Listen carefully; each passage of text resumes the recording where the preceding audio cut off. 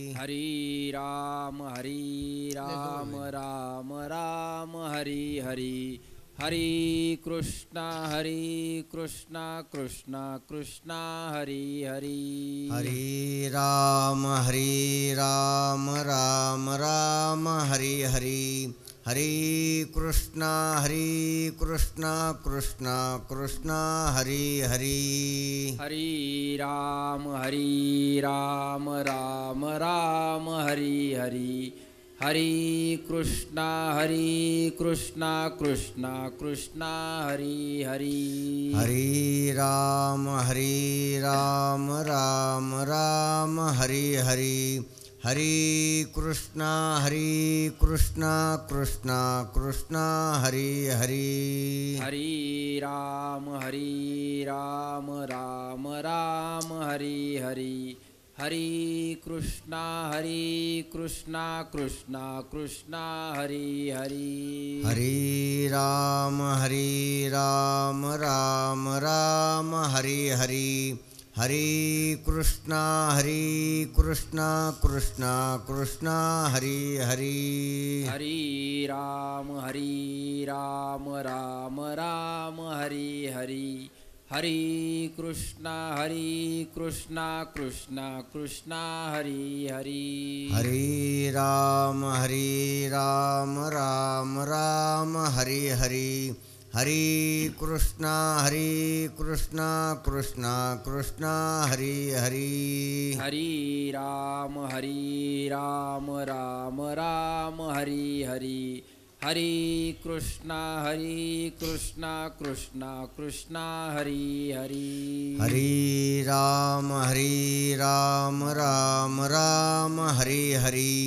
हरे कृष्णा कृष्णा हरे हरे. हरी राम राम हरी हरी.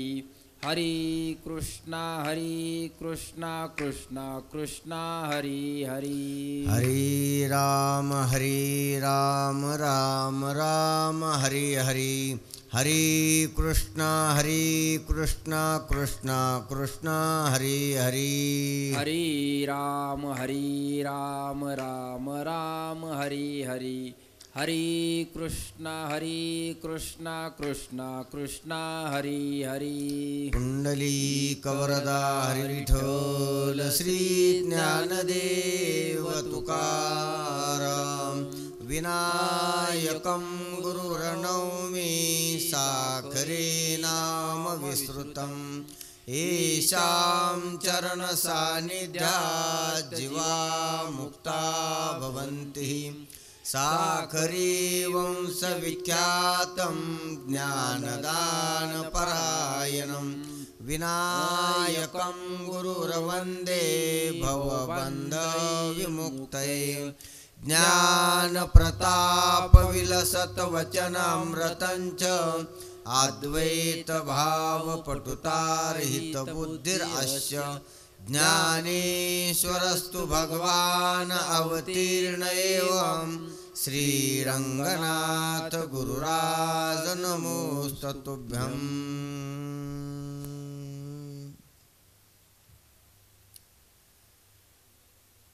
शब्दसार तत्वज्ञा पै देखणी तेची प्रज्ञा.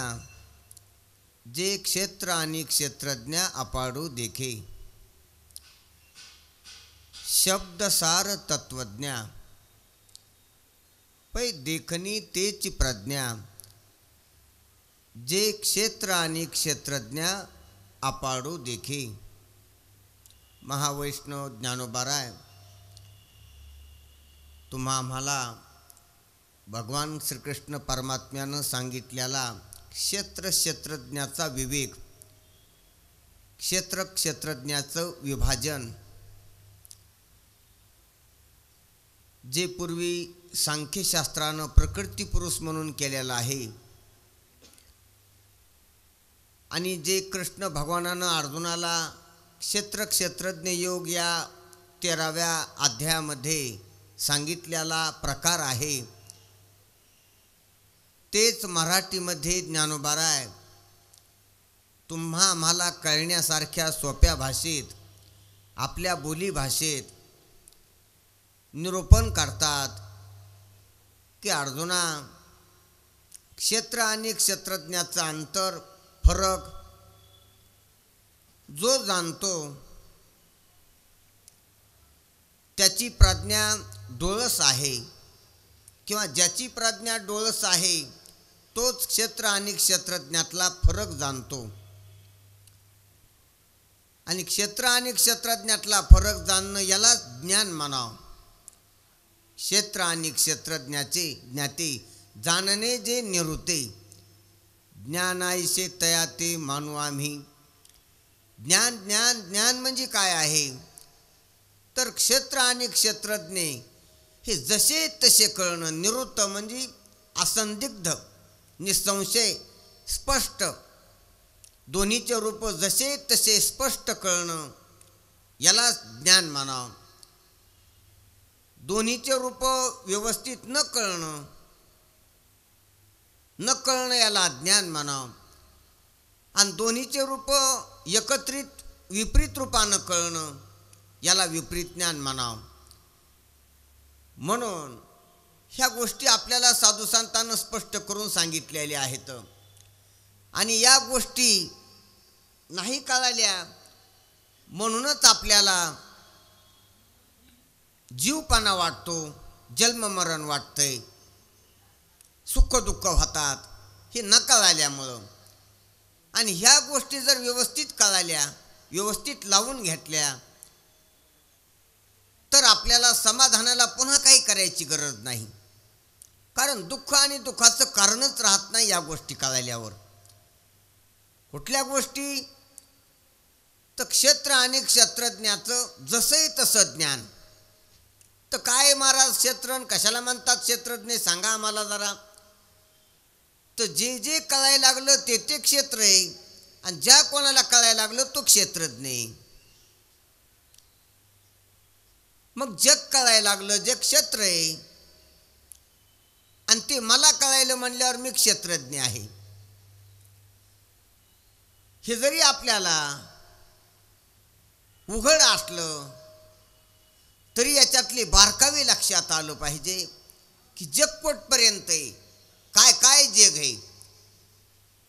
आपल्याला देहाच्या बाहेर जे आहे ते जग वाटतंय, ते क्षेत्र वाटतंय.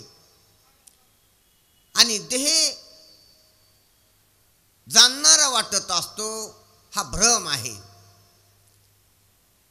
देह क्षेत्रज्ञ नाही. ज्या प्रकारे जग कळतं त्याच प्रकारे देह सुद्धा कळतो. जग कळण्यात येणारे म्हणून क्षेत्र आहे, कळण्यात येणारी वस्तू आहे. तसा देह सुद्धा कळण्यात येणारी वस्तू आहे, म्हणून देह सुद्धा क्षेत्रच आहे. आपल्याला जग कळतं, आपल्याला कळतं म्हणजे देहाला कळत नाही. जग कळतं तेवढाच देह कळतो. जग आणि देह इंद्रियाद्वारे कळतात. आपल्याला असं वाटत असतं की जग जाणण्यात येणार आहे, माणूस जाणणार आहे. नाही, माणूस ज्या देहाकडे पाहून म्हणता तुम्ही, तो देह सुद्धा जगासारखाच जाणण्यात येणार आहे. हे आपल्याला लक्षात यायला पाहिजेत गोष्टी. आणि ही गोष्ट जर लक्षात आली तर देह भ्रांती राहू शकत नाही, देह अहंकार राहू शकत नाही. देह अहंकार आपल्याला भ्रमानं व्हायला लागलेला आहे. रास्त पाहायला गेलं तर अहंकारा उरले काही, पाचा ठाई हे वाटे. देहाकडे पाहिलं तर देह अहंकार धरण्यासारखा नाही. पंचभूतात त्याचं वर्गीकरण होऊन जातंय. देह नावाची काही एक वस्तू नाही. त्याच्यात घट्ट भाग आहे तो पृथ्वी आहे, पातळ भाग आहे ते पाणी आहे, उष्ण भाग आहे तो अग्नी आहे, चंचल भाग आहे तो वारा आहे, आणि पोकळ भाग आहे ते आकाश आहे. पंचभूताचा मेळावा आहे, संयोग आहे. देह संयोग आहे, मूळ नाही. मूळ पंचभूत आहेत. पंचभूत एकत्रित ईश्वराच्या इच्छेनं आणि आपल्या प्रारब्धानं आलेले त्याला आपण देह म्हणतो. देह नावाची वस्तू अशी सिद्ध होत नाही. पंचभूताचा गोंधळ केला एके ठाई मेळ, ईश्वरानं केला, आपल्या प्रारब्ध असतो. पंचभूताचा गोंधळ आहे, कालवा आहे, गर्दी. 5 भूत एकमेकात मिश्रित झालेली आहेत आणि त्याचा बनलेला पिंड आहे. म्हणून पिंड किंवा देह किंवा अमुकराव असा म्हणून काही व्यक्ती नाही, व्यक्तित्व नाही देहाला. देह पंचभूताची समष्टी, व्यक्ती नाही. पंचभूताचं मिश्रण आहे, संयोग आहे, गर्दी, एकत्रीकरण आहे, एकत्र आहे, एक नाही. आपल्याला देह एक वाटतो, ती भ्रांती. एकातला अनेक पाहता आलं पाहिजे, ही दृष्टी संत देत असतात. देह एक वाटतो, ऐंद्रियिक दृष्टीने, इंद्रियाच्या दृष्टीने एक वाटतो, पण विवेकानं जर त्याचं विश्लेषण केलं तर 5 आहे, पंचभूत येतं. म्हणून इंद्रियाचं ज्ञान विवेक ज्ञानानं वलांडलं पाहिजे, बाधित केलं पाहिजे. शरीर एक जरी दिसत असलं तर ते 5 आहेत असं आपल्याला पाहता आलं पाहिजे. आणि हे ज्यानं पाहिलं तो बुद्धीनं पाहा लागला. पाहणं 2 प्रकारचं आहे मनुष्य देहात, इंद्रियानं पाहणं आणि बुद्धीनं पाहणं. पशुपक्ष्याचं पाहणं इंद्रियाच्या अधीन आहे, इंद्रियानं बांधलेलं आहे, त्यांची बुद्धी ऑफ आहे, त्यांना बुद्धीनं पाहता येत नाही. आणि मनुष्य देहातल्या जीवाला इंद्रियानं बी पाहता येते आणि बुद्धीनं बी पाहता येते. इंद्रियानं पाहणं पशुवत पाहणं आहे आणि बुद्धीनं पाहणं हे बौद्धिक पाहणं आहे, हे तात्विक पाहणं आहे. म्हणून देह पंचभूताचा मेळावा आहे, हे तात्विक पाहणं, हे तत्वज्ञान आहे. आणि देह माणूस आहे, अमुकराव आहे, पाटील आहे, मारवाडी आहे, काळा आहे, गोरा आहे, पुरुष आहे, स्त्री आहे, हे इंद्रियाचं पाहणं आहे किंवा काल्पनिक पाहणं आहे. म्हणून आपलं पाहणं बदला. पाहता पहा, ज्ञानदेव म्हणे पाहता पाहिले. पाहता पाहिलं तर मनुष्य एक स्वप्न आहे कळण, देह एक स्वप्न आहे कळण. पंचभूतावर भासायला लागलेलं देह स्वप्न आहे, दिवा स्वप्न आहे. आपण माणूस माणूस माणूस म्हणून मिरवतो, माणूस म्हणून काही पदार्थ नाही. पंचभूत एकत्रित येऊन भासायला लागलेला माणूस आहे. पंचभूतावर भासायला लागलाय माणूस, मनुष्यत्व. पंचभूत आहेत, जर विचार केला, विश्लेषण केलं तर पंचभूत आहेत. संयोग आहे माणूस, जसा चहा संयोग असतो, साखर, पत्ती, पाणी, दूध, उष्णता विशिष्ट काळात विशिष्ट देशात एकत्र आलेली, त्याला आपण चहा म्हणतो. चहा नावाची एक वस्तू नाही, चाय एक वस्तू नाही, मिश्रण आहे, मिश्रण. तसा देह मिश्रण आहे, संयोग आहे, संयोगिक आहे. आणि हा संयोग जोपर्यंत तोपर्यंत देह दिसतो. हा संयोग आधी नव्हता, गर्भाच्या आधी. हा संयोग सरणाच्या नंतर नसतो, चितेच्या नंतर नसतो, पांगापांगी होती. याच्यातला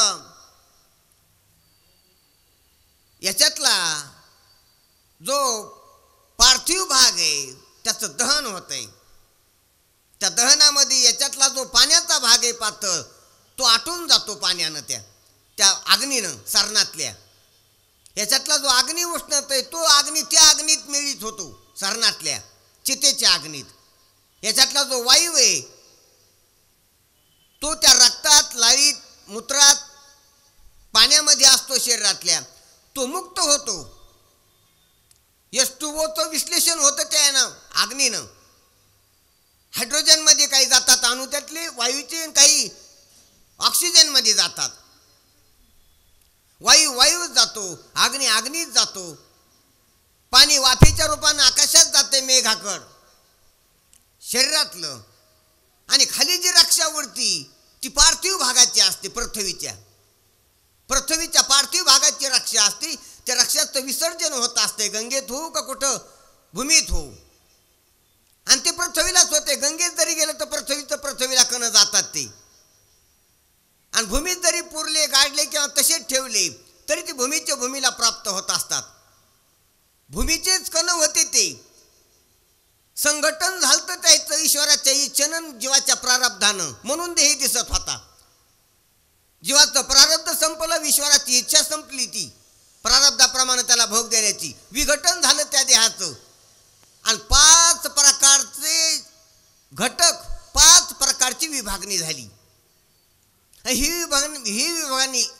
विभागणी नंतर होणारच आहे, पण व्हायच्या आधी कळाली त्याला शहाणा म्हणावं. आज आपल्याला कळालं पाहिजे देह पंचभूताचा आहे, जो आपण वापरायलो. हाता पायाच्या, पोटा पाठीच्या, शिराच्या रूपानं जो आपल्याला दिसायला लागला भिन्न अवयवाच्या रूपानं, ते पंचभूताचं संघटन आहे. आपल्या प्रारब्धानं, ईश्वराच्या इच्छेनं आता ते आपल्याला भासायला लागले, दिसायले. ते पंचभूत एकत्रित आलेली आहेत. ते मी नाहीत, ते माझे नाहीत, ते पंचभूताचा मेळावा आहे देह. असं आपल्याला देह जगाचा भाग आहे, आपला नाही. जसं जग आपलं नाही तसा देह आपला नाही.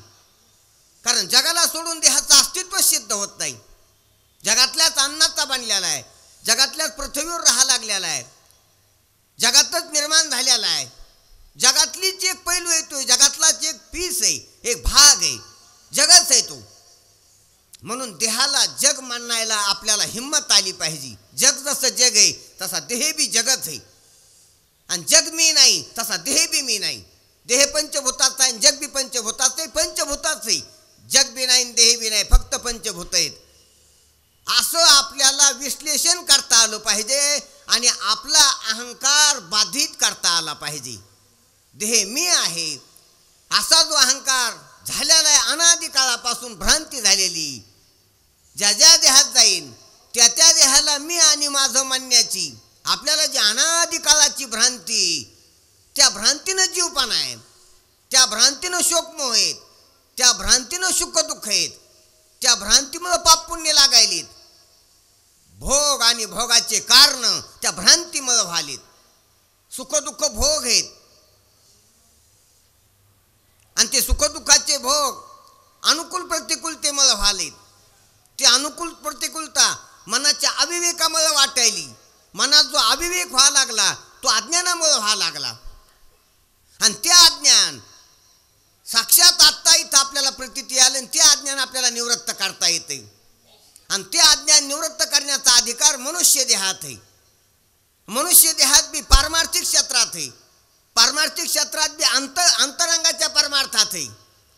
अंतरंगाच्या परमार्थात बी योग्य सद्गुरूकडून योग्य होऊन ऐकल्यावर आहे. म्हणून इथपर्यंत आपण मजल गेली पाहिजे आपली. विरळायसा कोणी तुका त्याशी लोटांगणी, इथपर्यंत टिकलो पाहिजेत आपण परमार्थात.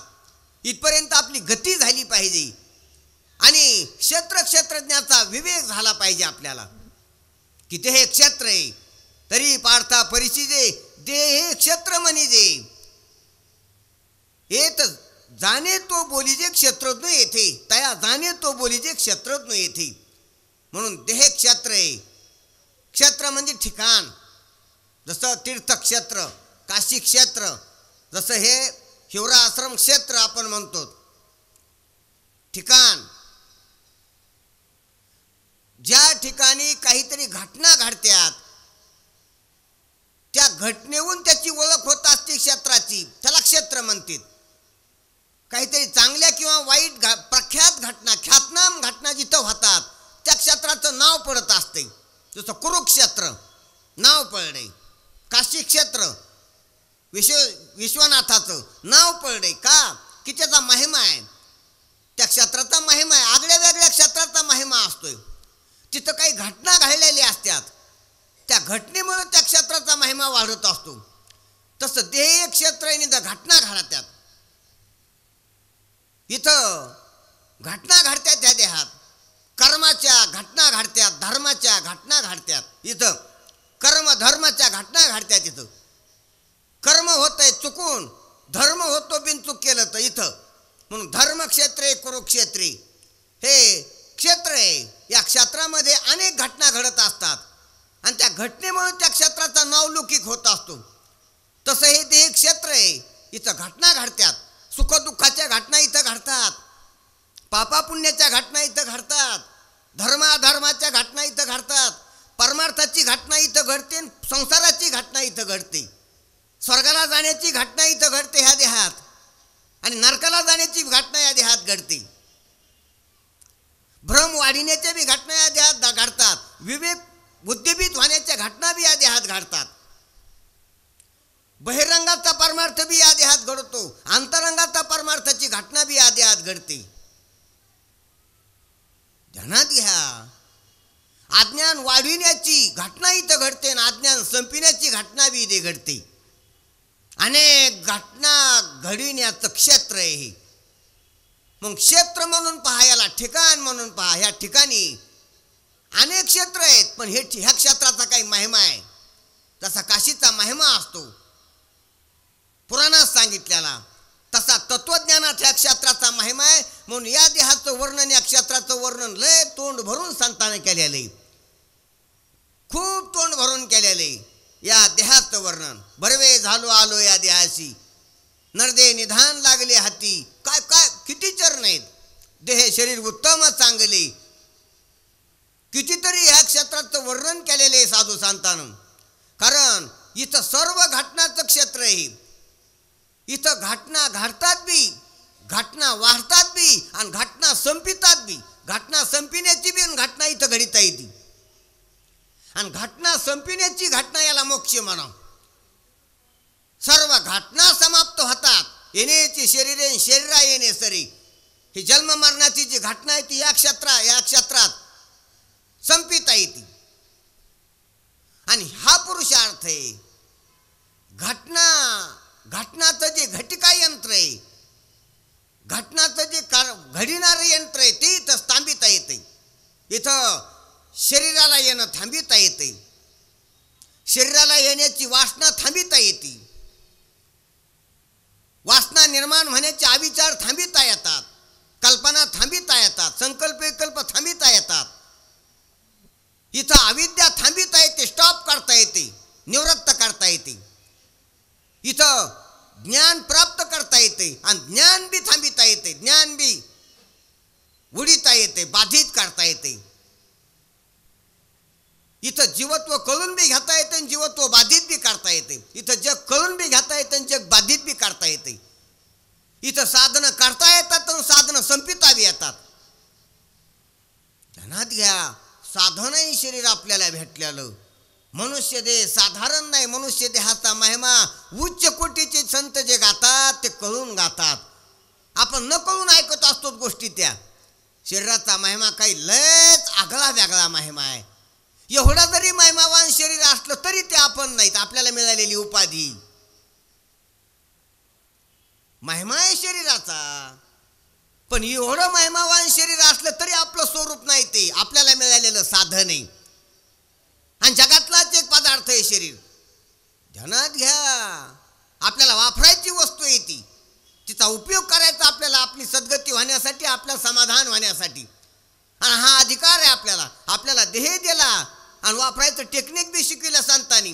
त्या टेक्निक प्रमाणे जर आपण देह वापरला, देहाचं आयुष्य, देहाची बुद्धी जर उपयोगात आणली, तर निश्चितच कल्याण आपल्या हस्तगत होऊ शकते. म्हणून आपण देहाला क्षेत्र आहे असं लक्षात घ्या. उपयोगी देह, महिमावान आहे देह, दुर्मिळ आहे देह, संधी देह मिळाला तर, पण तरी बी त्या देहाला क्षेत्र आहे असं लक्षात घ्या. जगातलाच एक घटक आहे, पंचभूताचाच एक घटक आहे असं लक्षात घेऊ शकतो आपण. झालं देह क्षेत्र आहे. मग जग आणि देह, आता त्या देहात जर पाहिलं तर देह जन्मवान आहे, मरणवान आहे, बदलणार आहे, आकारवान आहे, परिच्छिन्न आहे, अल्प आहे. हे देहाचे स्वरूप पाहिले आपण. एवढा तर आहेच, पण देह नाशवंत आहे, घाण आहे, विटाळवान आहे, अपवित्र आहे. बारकाईनं पहा त्याच्याकडं.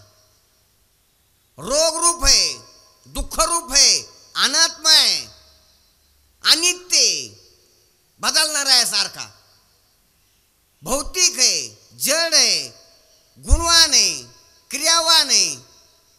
कितीतरी आपल्याला अँगलनं त्याच्याकडे पाहता येतं त्या देहाकडं. आणि हे पाहायचं शिका. साधू संतांनी शिकवलं हे मनुष्य देहात आपल्या, आणि इतकं जर देहाकडे पाहता आलं आपल्याला तर त्या देहाचा अहंकारच राहणार नाही, त्या देहावर आदरच राहणार नाही. देह आपल्याला मोक्षासाठी उपयोगी येईन एवढं जर कळालं तर आपल्याला देहाबद्दल बाकीचं काल्पनिक लय कळतंय. मी बाई येईन, मी माणूस येईन, मी काळा आहे, मी गोरा आहे, मी गरीब आहे, मी श्रीमंत आहे, मी शिकलेला आहे, मी शहाणा आहे, मी येडा आहे, मी सुंदर आहे, मी कुरूप आहे, मी उंच आहे, मी ठ्यांगणा आहे, मी अमुक गावचा आहे, तमुक नावचा आहे, या नावाचा आहे, त्या जातीचा आहे, या कुलाचा आहे, त्या धर्माचा आहे, या संप्रदायाचा आहे.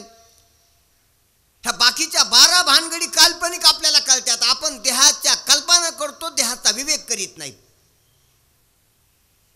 देहाचा विवेक केला तर देहाचा निराश होतो. देहाच्या निराशे पाविजे आठाया. आपण देहाचा अध्यास वाढितो कल्पना करून आणि भ्रमात अडकून पडतो. म्हणून देहाचा विवेक करा. विवेक साधू संतांना विवेक शिकविलाय. क्षणोक्षणा हाच करावा विचार. आणि विचार करणारे महात्मे होते म्हणून त्यांचं नाव विवेकानंद आहे. नाही तर वास्तविक पाहता त्यांचं नाव नरेंद्र आहे. आणि नरेंद्र हे बी नाव साधं नाही. नरेंद्र, नरातला इंद्र, नरांचा राजा, नरांचा स्वर्गस्थ राजा, स्वर्गीय राजा, अलौकिक राजा, मानवातला अलौकिक राजा नरेंद्र, लोकातला अलौकिक राजा नरेंद्र. आणि नरेंद्रच नंतर स्वामी विवेकानंद ही पदवी बहाल करतात लोक. त्यांच्या बुद्धिमत्तेला पाहून, त्यांच्या जीवनाला पाहून, त्यांच्या अलौकिक प्रतिभेला पाहून, त्यांच्या कार्याला पाहून, त्यांच्या सेवेला पाहून, त्यांच्या गुरुनिष्ठेला पाहून, त्यांच्या धर्मनिष्ठेला पाहून. स्वामी विवेकानंद, स्वामी म्हणजे मालक. मालक होऊन जीवन जगावं. आधी चाकर व्हावा. चाकरच मालक ठरत असतो, मालक ठरत नसतो. म्हणून सेवा भाव स्वीकारून ते स्वामी आहेत. स्वामी स्वतःचा स्वामी होऊ शकतो, कोणी दुसऱ्याचा मालक नाही होऊ शकत. दुसऱ्याचा स्वामी होण्याचे प्रयत्न करतो आपण, दुसऱ्याचा स्वामी कोणी होऊ शकत नसते. झाला तर आपला स्वामी व्हा. आपण आपल्या इंद्रियाचा स्वामी व्हा, आपल्या मनाचा स्वामी व्हा, आपल्या वासनेचा स्वामी व्हा. आपला आपल्या अधीन करा. म्हणून हे स्वामित्व त्यांच्यापाशी होतं. वैराग्यानं स्वामित्व मिळाले त्याने, विवेकानं स्वामित्व, सेवेनं स्वामित्व. म्हणून स्वामी आणि स्वामी का विवेकानंद. स्वामी आनंदात असतो, स्वामी ऐश्वर्यात असतो. कशाचा ऐश्वर्य, कशाचा आनंद? आनंदाचा. स्वामी विवेक आनंद. आनंद कशाचा? विषयाचा नाही. काय त्याचं नाव आहे महाराज. म्हणून पुण्यवंत व्हावेन घेता सज्जनांची नावे. त्यांच्या नावाचा जरी आपण अर्थ पाहिला तर आपल्याला अनर्थ राहणार नाही. ध्यानात घ्या. म्हणून स्वामी आणि विवेक आणि आनंद. आनंद पण विवेकाचा आनंद. विवेकाचा आनंद कोणाला भेटतो? जे स्वामी आहेत त्यांना. स्वामी कोण होत असतो? तो सेवाभाव स्वीकारतो, सर्वांगाने सेवा करतो, तो स्वामी. हे जरा उलट पालट सापेक्षित असते. सेवक नोकर असतो का स्वामी? अरे स्वामित्व नोकरालाच येत असते, जो सेवा करतो त्यालाच येत असते. असो म्हणून असे जे स्वामी विवेकानंद, त्यांचा का उल्लेख केला आपण की विवेक महत्वाचा आहे. विवेकानं गती होत असते, विवेकानं उन्नती होत असते, विवेकानं प्रगती होत असते, विवेकानं एक प्रकारचं उंची वाढत असते. विवेकानं जशी पैशानं उंची वाढते असा आपला समज आहे. घर मोठं असलं म्हणजे आपली उंची प्रतिभा वाढते असा आपला समज आहे. कपडे भारीतले घातले म्हणजे आपली पोझिशन वाढते असा आपला समज आहे. डिग्र्या जास्त असल्या म्हणजे आपण मोठे होतो असा जसा आपला समज आहे. लोकमान आपल्याला जास्त भेटला, सत्कार जास्त भेटले म्हणजे आपण मोठे ठरतो तर असा जसा आपला गैरसमज आहे. हा समज आहे ना, हा गैर आहे. हे पहा, जगातलं काही भेटल्यानं आपण मोठे होतो असं जे वाटतंय ते आपल्या कल्पना आहेत, आपण आपल्या केलेल्या वल्गना आहेत. मोठे आपण व्हावा आणि कशानं नाही दुसऱ्या. कोणाच्या कशानं मोठे होत नसतं तर आपण कोणी काही म्हणल्यानं काही भेटल्यानं. आणि कल्पना केल्यानं आपण साधना करून खरं मोठेपण लक्षात घ्यावं. आपण संतांची सेवा करून शास्त्राचा आधार घेऊन आश्रय करून खरा मोठेपणा लक्षात घ्यावा. दुसऱ्याचा उसना मोठेपणा आपल्या कामी येत नसतो. ध्यानात घ्या, ते मोठे होते त्याचं अनुकरण केल्यानं आपण त्याच्या काय करतो, त्याच्यासारख्या काफ्या करतो. शिवाजी महाराज शूर होते, त्याचा मोठेपणा आहे. मग त्याची दाढी सहज होते, त्यासारखी आपण दाढी राखल्यानं आपण मोठे होत नसतो. त्याच्याजवळ तलवार होती, वीरवरती होती, आपण तलवार घेऊन बागला झेंडल्यानं मोठे होत नसतो. ध्यानात घ्या, कोणी भगवे कपडे घालतात त्यानं त्याचा मोठेपणा आहे, ते होते मोठे म्हणून त्यांना भगवे कपडे घातले. आपण भगवे कपडे घालून हिंडल्यानं मोठे होत नसतो. आपण मोठे व्हा, जसे तसे. हे पहा, झोपडीमध्ये राहत होते अनेक महात्मे, झोपडीनं मोठेपण होतं त्याचं मोठेपण झोपडीनं नव्हतं, झोपडीला मोठेपण आलं त्याच्यामुळं. म्हणून काही काही माणसं झोपडे बांधून राहायला लागलीत. काय होतं, झोपडे बांधून रडा माझात कल्पना करा, वासना करा आणि जा पोलीस स्टेशनला किंवा जा जेलखान्यात.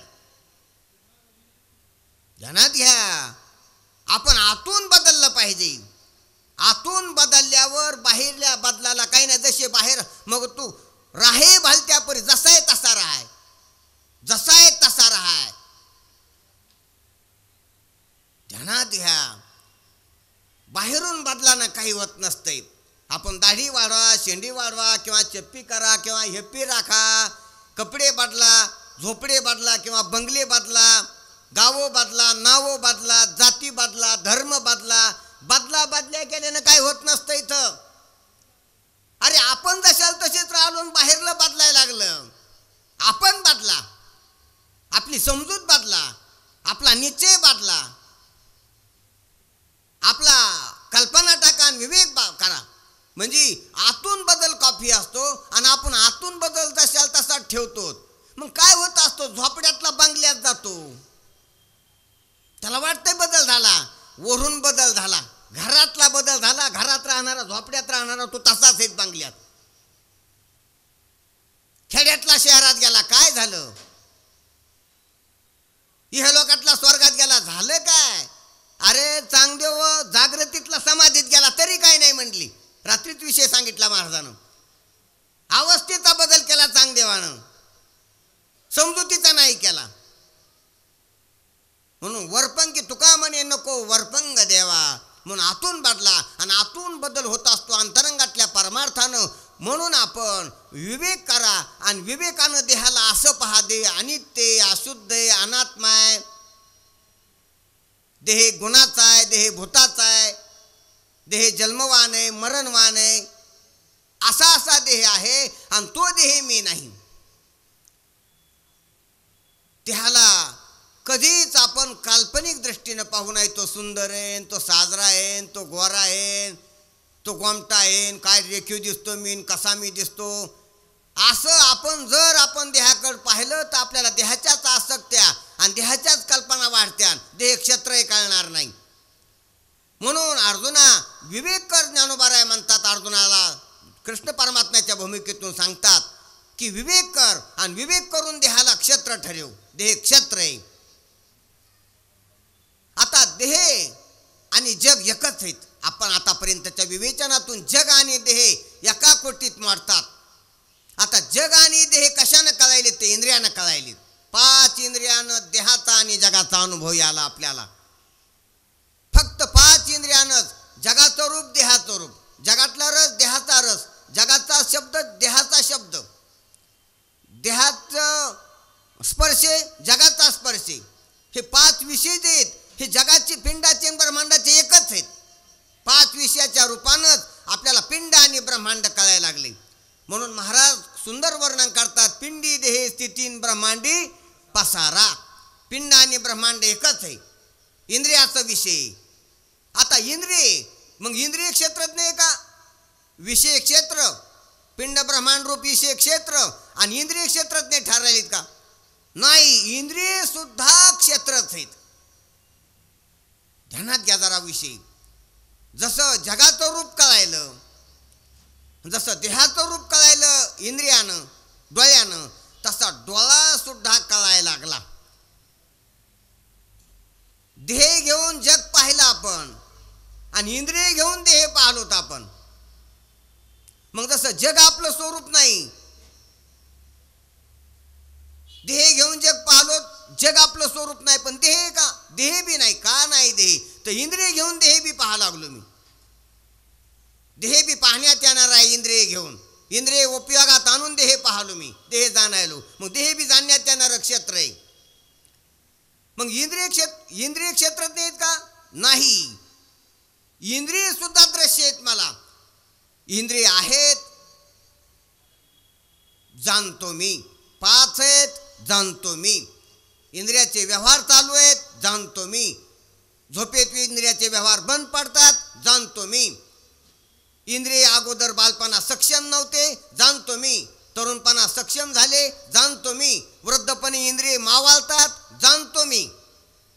इंद्रिय मावळली आला बागुला आजा.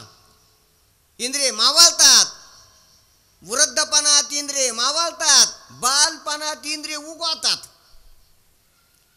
इंद्रिय मावळलेली आपण ऐकले, पण इंद्रिय उगवलेली बी ऐका. बालपणात आधी डोळे नसतात मुलाला, जन्माला दिसत नसते. हे गोलक असते, दिसत नसते. दिसणं नंतर येते. कानं असतात गोलक कानाचे, पण ऐकण्याचे कान नसतात, ऐकू नंतर येते. पाय असतात हे गोलक, पण चलणं नसते, चलणं नंतर येते. चलणं आल्यावर पाय आले. हात असतात, पण देण्या घेण्याचा व्यवहार करता येत नाहीत, मुठी वळलेले असतात. त्या मुठी नंतर खोलली हातात, आणि नंतर त्याला काहीतरी खुलखुला फुगा घेता येतो हातात. बाहुली घेता येते, आधी घेता येत नाही हातात. आधी हातच नसतात त्याला. हाताचं गोलक असतं हे. देण्या घेण्याचा हात नसतो, सक्षम नसतो. ती सक्षमता नंतर येते. त्या सक्षमतेलाच इंद्रिय म्हणतात. जी देण्या घेण्याची शक्ती आहे, देण्या घेण्याचा व्यवहार करण्याचं जे इंद्रिय, त्याला हात मानावं. जाण्या येण्याचा व्यवहार करण्याचं जे शक्ती आहे, त्याला पाय मानावं. ते सूक्ष्म असतात. म्हणून कर्म इंद्रिय आणि ज्ञानेंद्रिय उगवतात आणि मावळतात. देह भेटल्यावरच काही काळानं उगवतात, आणि देह सुटायच्या आधीच वृद्धापकाळामध्ये काही काळानं मावळतात. उगवणं आणि त्याचं उगवणं बी मी जाणतो, राहणं बी मी जाणतो, आणि मावळणं बी मी जाणतो. म्हणजे इंद्रियाला जाणणारा मी इंद्रियाहून वेगळा आहे. आणि हे स्वप्नात नसतात. दुसरे इंद्रिय असतात स्वप्नात किंवा सुसुप्तीत नसतात, आणि मी असतो हे मी जाणतो. म्हणून इंद्रिय माझं स्वरूप नाही. इंद्रिय मला दृश्य आहेत, इंद्रिय मला क्षेत्र आहेत, आणि मी क्षेत्रज्ञ वेगळाच आहे इंद्रियाहून. मग मन घेऊन मी इंद्रिय जाणतो, मनोवृत्ती घेऊन. मग मन क्षेत्रज्ञ आहे का? नाही. मन सुद्धा क्षेत्रच आहे. कारण मनाची हालचाल, मनाच्या कल्पना, मनाचे विचार, मनाचे संकल्प विकल्प, मनाच्या धावाधावी चंचलता मी जाणतो. मनाचं स्मरण आणि विस्मरण मी जाणतो. म्हणून मन देखील दृश्य आहे मला. ध्यानात घ्या, मन देखील क्षेत्र आहे. मनाच्या क्षेत्राला जाणणारा मी क्षेत्रज्ञ आहे. पहा कुठं गेली गोष्ट. आधी तर माणूसच मी म्हणून बसलो होतो, मनुष्यत्व क्षेत्र ठरलं. इंद्रिय मी म्हणून बसलो होतो, इंद्रिय क्षेत्र ठरली. मन मी म्हणून बसलो होतो, मन बी क्षेत्र ठरलं. आता मनाला जाणणारा मी कोण? ध्यानात घ्या. चला आत आत चला. जर अंतःकरण शुद्ध असलं, स्थिर असलं, विवेकावर आरूढ असलं, तर आत प्रवेश होतो इथून पुढं. मनाला जाणणारा मी आहे, मनाचा साक्षी मी. मन उद्भूत होतंय आणि व्यवहार करते जागृती स्वप्नात, आणि अनुद्भूत होतंय, लीन होतंय, आणि अविद्या काळोखात घडून जाते. चेतन आहे, क्षेत्र जड आहे. मनापासून आता विश्लेषण झालेलं आहे आपलं, जगापासून तर मनापर्यंत हे सर्व क्षेत्र आहे. आणि हे सर्व जड म्हणजे न जाणणारे मी जाणणार आहे, हा पहिला फरक. हे अनित्य आहे, मी नित्य आहे, दुसरा फरक. हे अनेक रूप आहे, मी एक रूप आहे, तिसरा फरक. हे दुःख रूप आहे, आणि मी आनंद रूप आहे, हा चौथा फरक. किती फरक आहेत पहा. हे गुणवान आहे, मी निर्गुण आहे, पाचवा फरक. ध्यानात घ्या. हे उत्पत्ती स्थिती प्रलयवान आहे, मी उत्पत्ती स्थिती प्रलयवान नाही, मी अनादि अनंत आहे, हा सहावा फरक. किती फरक आहे. अरे पाहणाऱ्याला लयच फरक आहे आणि न पाहणाऱ्याला एकच वाटतंय हा भ्रम आहे. जर आपल्याला फरक कळून डोळे आले तर, जसं त्या दृष्टांतामध्ये पंचीकरणात, अरे मेंढ्यामध्ये आणि शिवामध्ये किती फरक आहे. पण त्या शिवाला मी मेंढा वाटत होतो, हा जसा भ्रम आहे, तसा देहात, माणूसपणात आणि देवपणात, चेतनपणात, आत्मपणात किती फरक आहे. पण तरी आत्म्याला देह बुद्धी होते, हा किती भ्रम आहे. किती केवढा भ्रम आहे. आणि एवढा अनादि काळाचा भ्रम या देहात आपल्याला घालवायचा आहे. आणि हा भ्रम घालून हाच परमार्थ आहे.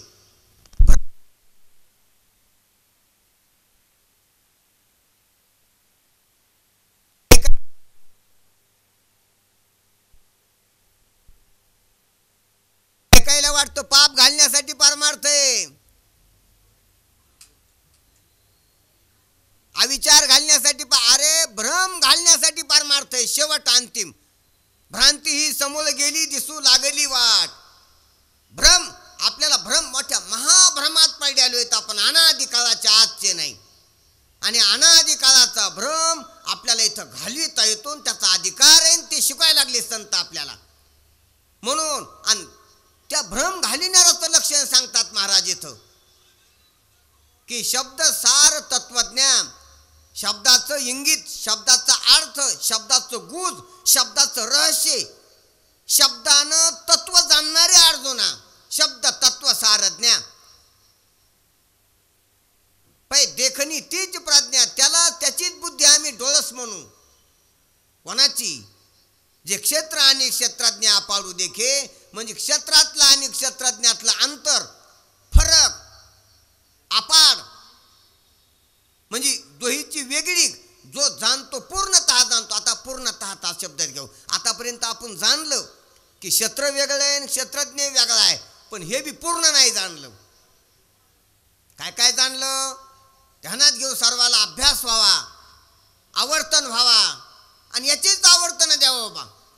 आपण बाकीच्याच पुनरपी मरणम चालूच आहे, पुनरपी सुख दुःख चालूच आहेत, पुनरपी गरिबी श्रीमंती चालूच आहेत, मान अपमान चालूच आहेत. हे संसार आहे, याची पुनरावृत्ती व्हा विचाराची. वारंवार अभ्यास करावा, वारंवार नामस्मरण करावं, वारंवार ऐकावं, वारंवार कीर्तन ऐकावं, वारंवार भजन करावं, वारंवार ध्यान करावं, नेहमी याची आवर्तन द्यावा, याचा अभ्यास करावा, याच्यात पावली खेळावं, याच्यात खेळावं. ज्ञानदेवी रम्य रमले समाधान, याच्यात रमाव, ह्या चिंतनात रमाव.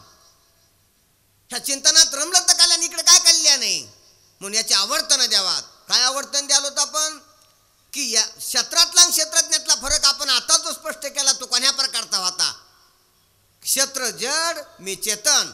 क्षेत्र अनित्य, मी नित्य. क्षेत्र सगुण, मी निर्गुण. क्षेत्र अनेक रूप, मी एकरूप. हा फरक आहे. क्षेत्र भौतिक, मी अभौतिक. क्षेत्र उत्पत्ती स्थिती नाशवान, मी अविनाशी. काय काय किती फरक आहे ती. आणि एवढे जरी फरक कळाले तरी पूर्ण फरक नाही कळाला. पुन्हा एक फरक शेवटचा राहिला, तोच महाराजाला सांगायचा येतं. शेवटचा फरक काय आहे? तो क्षेत्रज्ञ असणारा मी, परम पारमार्थिक सत्य. आणि हा क्षेत्रज्ञाचा पसारा दिसायला लागला वेगवेगळ्या प्रकारचा. हा कल्पित आहे, हा भास आहे. हा त्या क्षेत्रज्ञ स्वरूप जो आहे परमात्मा, त्याच्यावरलाच अध्यास आहे, त्याच्यावरला भ्रम आहे, खरं नाही. जसं शरीराची सावली शरीरासारखी नसते. शरीर हाडामासाचं असतंय, सावलीच्या हातापायात हाडमासं सापडत नाहीत. शरीर व्यवहार्य असतंय, सावली व्यवहार्य ठरू शकत नाही. ह्या हातानं देता घेता येते, सावलीच्या हातानं देता घेता येत नाही. ह्या हाताने ह्या हाताला गुट देता येते, सावलीच्या हाताला गुट देता येत नाही. समोरच्या व्यावहारिक व्यक्तीला जवळ घेता येते, परत काढता येते, लोटता येते. सावलीला जवळ बी घेता येत नाही, लोटता बी येत नाही. सावली दिसती पण वस्तू नाही. तसं एक क्षेत्र दिसतंय पण वस्तू नाही.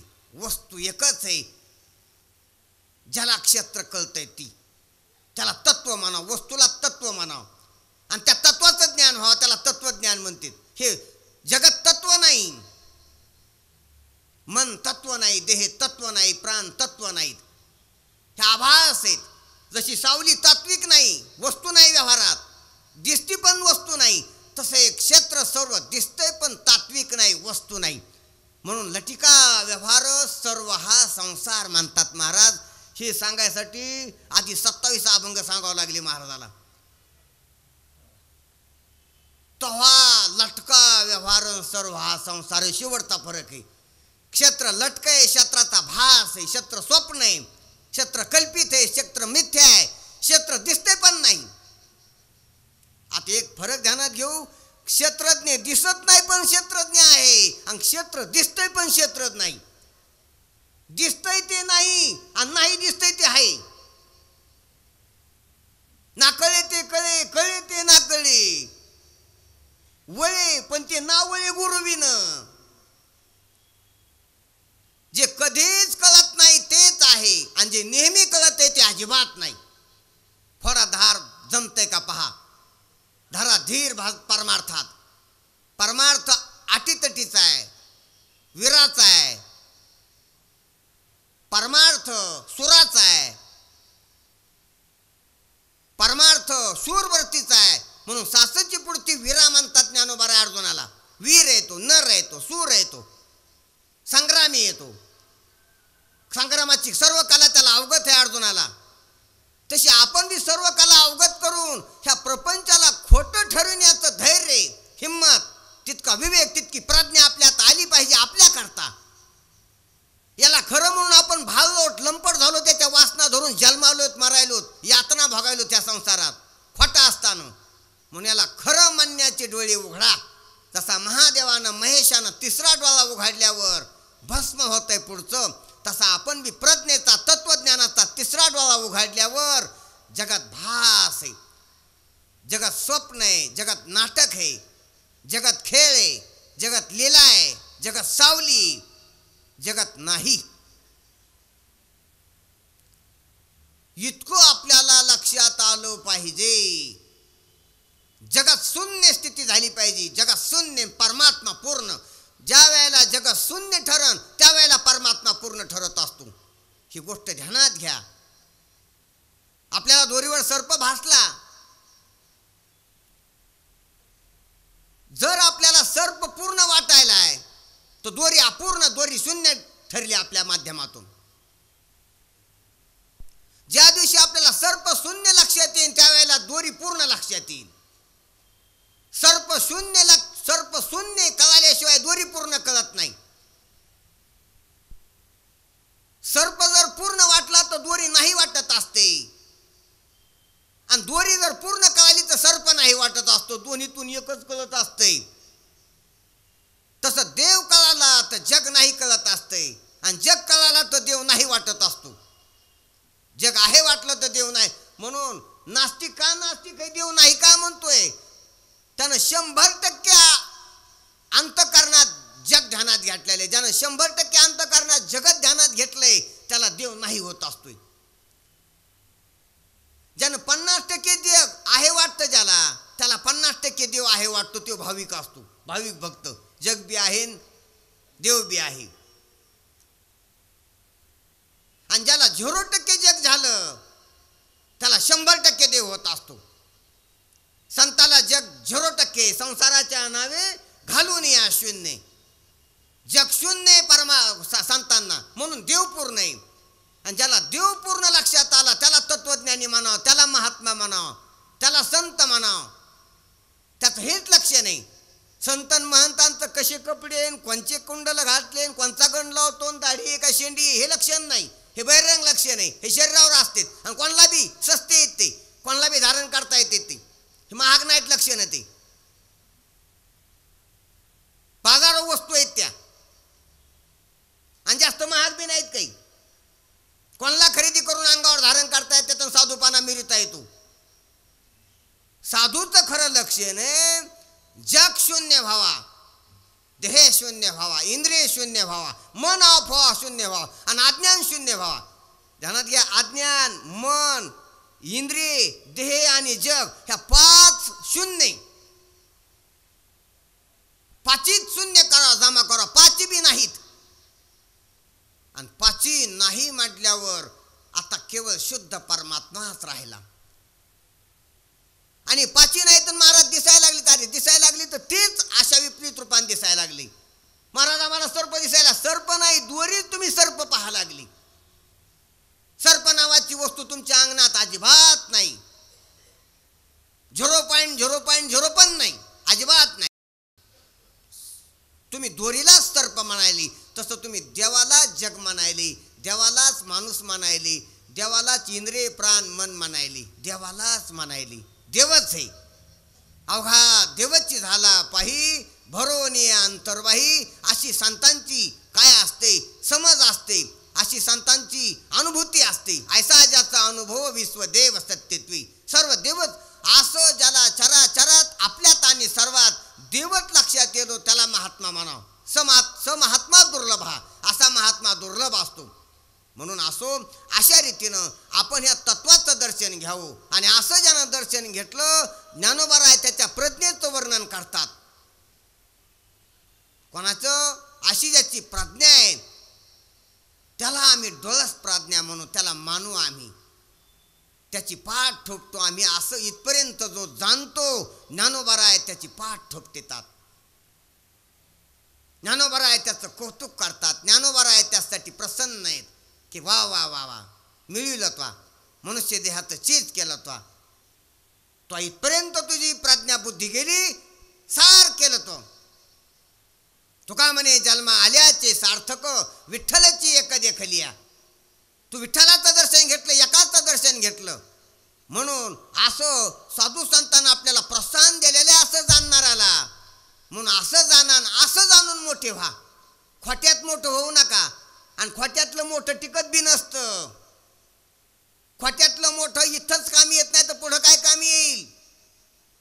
किती मोठे व्हा, खोट्यातलं मोठे पण कामी नाही, लटकं मोठे पण कामी नाही. खरं मोठे पण थोरपणा जो आहे तर तो हा संतांच्या संगतीत अवगत होत असतो. साधनेनं, निष्ठेनं, विवेकानं, प्रज्ञेनं आपण जर अवलोकन केलं आपल्या स्वरूपाचं, तर यालाच ब्रह्मज्ञान म्हणावं, यालाच तत्वज्ञान म्हणावं.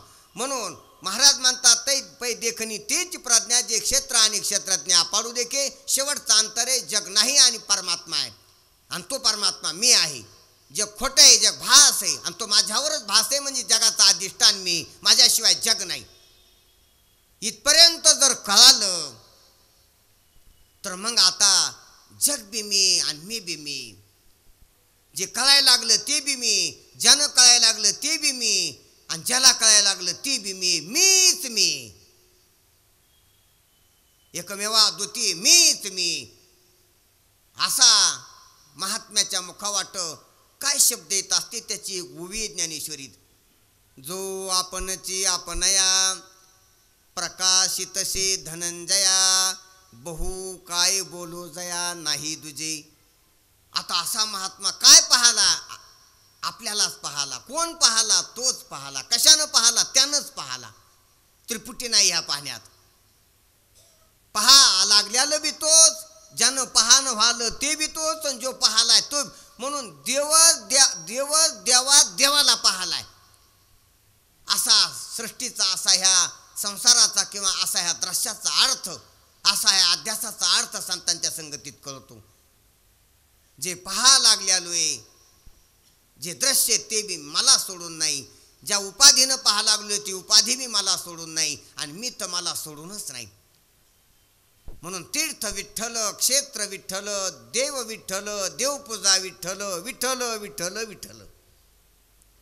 आज मी दृष्टीनं पाहिला विठ्ठलची विठ्ठलची विठ्ठलची, दुसरं काहीच नाही. एकमेवा द्वितीय सत्य आहे आणि ते माझं स्वरूप आहे, अशा प्रकारचा उजेड आपल्या बुद्धीत पडला पाहिजे.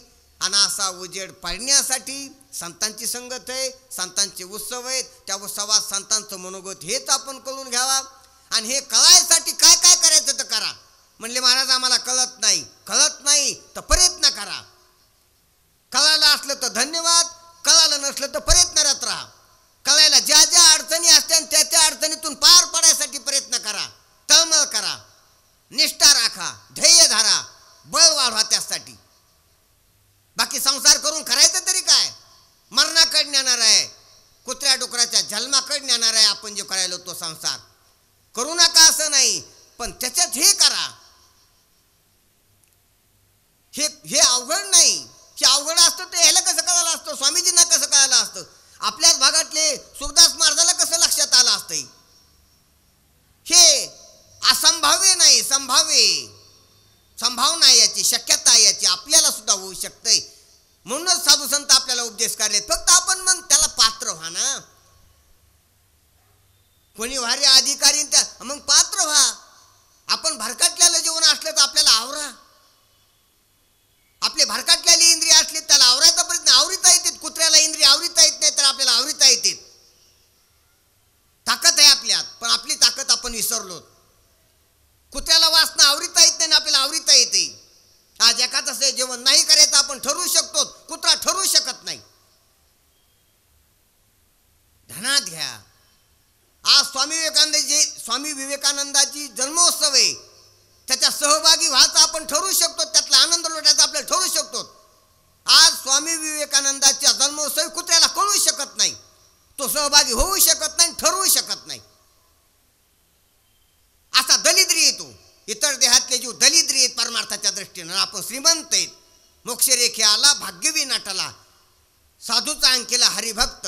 आपण वैभवशाली आहेत, परमार्थ करण्याचा अधिकार आहे, परमार्थ करण्याची बुद्धी आहे, परमार्थ करण्याची शक्ती आहे आपल्यात. आणि ती काही काळ राहणार आहे, उद्या राहणार नाही. हा देह गेल्यावर कुत्र्या मांजराचा देह भेटला राहणार नाही ती. आज आपल्यात काय काय सामर्थ्य ते ओळखा, त्याचा उपयोग करा आणि साम्राज्याची धनी व्हा, मोक्षाची धनी व्हा. इतकी सोपी गोष्ट आहे परमार्थ. म्हणून आपण निकटवर्तीनं साधू संतांच्या संगतीत राहून अशा उत्सवात असे लाभ घ्यावा. संत दरुशेने हा लाभ पद्मनाभ जोडला लाभ घ्यावा. काय लाभ? अरे हा प्रसाद, हा असं तत्वज्ञान कळणं, याच्यासारखा श्रेष्ठ लाभ काय? बाकीचे लाभ गौण नाहीत. काल महाराजांनी सांगितलं काही साध्य लाभ आहेत आणि काही साधन लाभ आहेत. साधन लाभ तर भेटलेलेच आहेत आपल्याला. साधन भेटले, देह साधन भेटले, ग्रंथ साधन भेटले, संत साधनच येते, वेद वारकरी संप्रदाय, याचा उपयोग करायचा आपण. आपल्याला भेटलेत कान, डोळे, आयुष्य, हे साधनच भेटलेले, बुद्धी, याचा उपयोग करायचा आणि साध्य प्राप्त करायचे, ध्येय प्राप्त करायचे. तोपर्यंत भरकटायचं नाही, आवरायचं तोपर्यंत मनाला, इंद्रियाला एका रेषेत, एका टोकात सरळ रेषेने प्रवास करायचा. त्याला मोकळा मार्ग सुरंगो. आणि जोपर्यंत आपण निष्ठेनं सरळ परमार्थ करीत नाहीत तोपर्यंत साध्य प्राप्त होत नसते. काही हे ऐकायचं, काही ते ऐकायचं, हे करायचं, ते करायचं, असं नसतं जमत. एकाच जाग्यावर जर खोदीत राहिलं तर पाणी लागत असते. एखाद्या पाण्याड्यानं 100 फुटावर पाणी सांगितलं आणि आपण 10 जाग्यावर 10 फूट जर खोदलं असलं शेतात तर 100 फूट खोदणं झालं, कंप्लीट झालं. पण 10 जाग्यावर 10 फूट गणित केलं तर 100चा आकडा आला, 100चं उत्तर आलं. 100 फूट खोदलं का नाही? बरं 100 फुटावर पाणी होतं का नव्हतं? सांगणाऱ्यानं सांगितलं का नाही? सांगणारा बी क्वालिटीचा होता. पाण्याची जमीन बी पाण्याची होती, 100 फुटाच्या आत पाणी लागायची जमीन होती आणि यानं बी 100 फूट खोदलं. मग आता कोणाचं चुकलं? खोदणाराचं. एका जाग्यावर 100 फूट खोदायचं. त्याप्रमाणे परमार्थाची साधना एक निष्ठेनं, एका रुखात, एकत्वानं करायची, त्यावेळेला फल भेटत असतं. म्हणून याप्रमाणे स्वामीजींच्या उत्सवामध्ये आपण अनेक प्रकारच्या महात्म्यांचे अशा प्रकारचे श्रवण करून विवेक वैराग्य साधनावर आपण जागं होऊन स्वामीजींच्या विचाराशी सहमत होऊन आपण आपले विचार वाढवावे आणि विचारानंच आपलं आपण कल्याण करून घ्यावं. मनुष्य देहात विचारानं कल्याण असतं, म्हणून असं विचाराचं कल्याण आपल्याला करून घेता येते. म्हणून आणि यानंच आपल्याला खरं बल येत असते. मग देह जाऊ अथवा राहू अशी बुद्धी होत असते. हे पहा, एक बार समाधान झालं ना, जीवेसना राहत नसते. आपण चिरकाल जगावं, आपण टिकावं, आपलं शरीर टिकावं अशी बुद्धी राहत नसते. ह्या हव्यास आहे, जीवेसनाचा सुद्धा हव्यास आहे. जशी दारेसना, अर्थेसना, पुत्रेसना, वित्तेसना, लोकेसना असते, तसाच जीवेसना असते. मी जगाव, आणि ही अज्ञानाची भ्रमाची वासना आहे. मी जगाव, अरे मी नाही कधी, देह कधी असन कधी नसन, पण मी नेहमी असतो. असं असल्यावर देह सुटायला तरी काही वाटत नाही, आणि देह टिकायला तरी मला वाटत नाही, देह चालला तरी समस्या वाटत नाही. देह जाओ अथवा राहो, पांडुरंगी दृढ भाऊ, अशा प्रकारची वृत्ती होत असते, अशा प्रकारची निष्ठा राहत असते, अशा प्रकारचं आपलं एक स्थायी भाव राहत असतो. मी आहे, मी कशानंच कधीच नाही होऊ शकत नाही. नासतो विद्यते भाव ना भाव विद्यते स्वतः, अशा प्रकारचा प्रत्यय येत असतो. हे पाठांतर नसतंय. म्हणून तत्वज्ञानाच्या नुसत्या पाठांतराला महत्त्व नाही. पाठांतर असू नये असं नाही, पण नुसतं पाठांतरानं शब्दज्ञान होत असते. आणि मी मोठा वाटत असते, शब्दानं पंडित वाटत असतो, शहाणा वाटत असतो. आणि पाठांतर म्हणजे काय? ग्रंथातले जशाला तसे शब्द अंत करण्यात आलीत, ट्रान्सलेशन झालं, किंवा जागा बदलली, तिकडे इकडं फिट झालं. जसं ब्लूटूथनं या मोबाईलच्या पीस म्हटलं त्या मोबाईलच्या पीसमध्ये जाते, पण या मोबाईलला ती काय कळत नसते, त्या मोबाईलला ती काय कळत नसते. तसं ग्रंथात लिहिलेलं ग्रंथाला कळत नाही, आणि पाठांतर केलं नसतं न कळता. केलेलं बरं आहे, पण त्यानं भारी भरू नाही केलं तर सहकार्य होईन त्याचं. आपल्या संग राहीन ग्रंथ, ज्ञानेश्वरी, गाथा, हरिपाठ सोबत राहीन, फायदा आहे त्याचा एक. पण मी पाठांतरानंच ज्ञानी, दुसऱ्याचे शब्द असते तुकोबर आहे, ज्ञानोबर आहे, तेच माझे येत असा भास होत असतो. आपल्याला अनुभव नसताना, आपल्याला तत्वज्ञान नसताना, आपलं जीवन पावन झालेलं नसताना तुकोबर आहे, ज्ञानोबर आहे वाक्य ते माझे म्हणून सांगत असतो आपण. खोटी हिंमत येत असते नकळून. परोक्ष ज्ञानच अपरोक्ष ज्ञान वाटत असते, पाठांतराचं ज्ञानच ज्ञान वाटत असते. म्हणून पाठांतर असावं, पण पाठांतराचा अभिमान नसावा, पाठांतराची वटवट बडबड नसावं. पाठांतर आपलं आपल्यासाठी कामी यावा. आपले विचार, आपल्याला माहिती आपल्याला जे आहे ते आपल्यासाठी उपयोगात यावा, आपल्या कल्याणासाठी सार्थकी लागावं. आपली माहिती नसती दुसऱ्याला सांगायसाठी नाही. अरे आपलं पूर्ण झालं तर मग सांगा दुसऱ्याला. आधी आपली शुद्धी करा, आपण आपली करा, संसार बंधनं तोडावेगी. म्हणून अशा महात्म्यांच्या सानिध्यात ह्या गोष्टी कळतात. म्हणून अरे अहंकारच राहत नाही, व्यवहारातला तर अहंकार राहत नाही, परमार्थातला राहत नाही, सांगणे ऐकण्याचा राहत नाही, कळण्या न कळण्याचा राहत नाही, बंध मोक्षाचा राहत नाही. तुका म्हणे मग नाही अहंकार, झालो तदाकार नित्य शुद्ध. अहंकारच राहत नाही. अशा प्रकारची निरंकारिक वृत्ती होणं, अहंकारच न वर्ण. आणि अहंकार संत उरू देत नसतात. म्हणून संतांचा सहवास करा. हा परमार्थ मनानं करायचा नाही. मनानं केला तर अहंकार डोकं वरी काढल्याशिवाय राहत नाही. कारण इथं ही मंडळी आली की हार घालतेत, मग मलाच घातला, मी मोठा महाराज आहे असं वाटत असतंय. औपचारिकता असते, घाल द्यावा, पण त्यानं मी मोठा वाटू नाही.